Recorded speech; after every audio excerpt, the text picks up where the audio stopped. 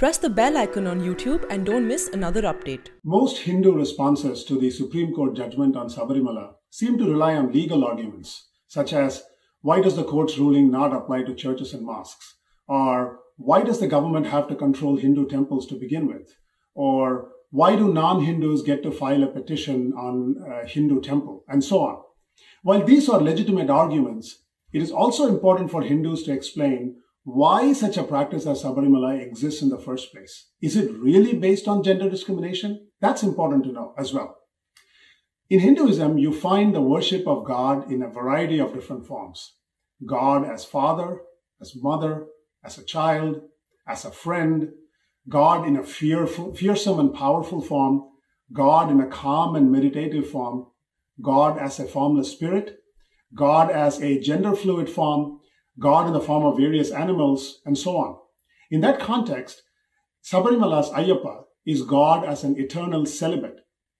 And so in temples, the rituals are all structured and designed to enable the worship of God in these various forms. As a result, in Sabarimala, they are designed to enable men to practice celibacy, to worship God in that, seek blessings, and hopefully practice that in their lives as well overall. There are also other temples where in festivals which are women only and where men are not allowed. So these are traditions that really are based on certain spiritual principles. They are not designed based on any form of gender discrimination at all. Many people ask why a celibate God needs to protect himself by barring women from entering the temple. That's actually a laughable misunderstanding of Hindu ideas. Hinduism believes that divinity is within everyone, and that spiritual practices are meant to manifest that divinity.